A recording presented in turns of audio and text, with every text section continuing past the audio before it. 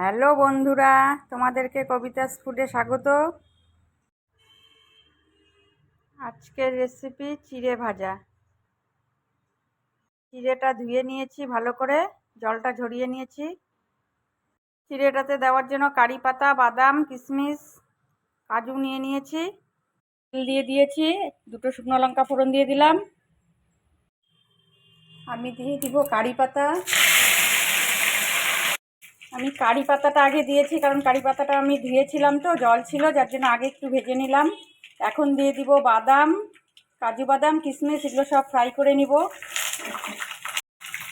এই মুচমুচে চিড়ে ভাজাটা খেতে কিন্তু খুব ভালো লাগে। সকাল বিকাল চায়ের সঙ্গে খেতে ভীষণ পরিমাণ লবণ দিয়ে দিচ্ছি। আমি এখন ধুয়ে রাখা চিড়াটা দিয়ে দিচ্ছি। এই চিড়ে ভাজাটাতে কিশমিশটা আগে দিয়েছি, তোমরা কিশমিশটা পরে দিয়ে নিতে পারো। দিচ্ছি এগুলো।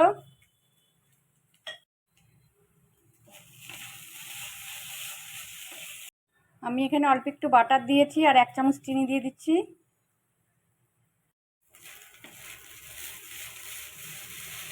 এই চিড়ে ভাজা রেসিপিটা করতে বেশি সময় লাগে না, 5 মিনিটেই হয়ে যাবে।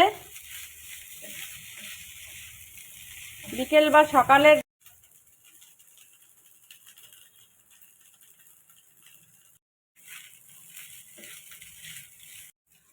চিড়ে ভাজাটা আমার হয়ে গেছে, আমি নামিয়ে নেব।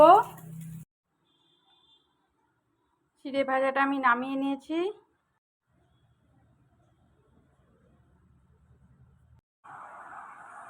তোমাদের এই চিড়ে ভাজার ভিডিওটা ভালো লাগলে লাইক, শেয়ার, কমেন্ট, সাবস্ক্রাইব করে দিবে।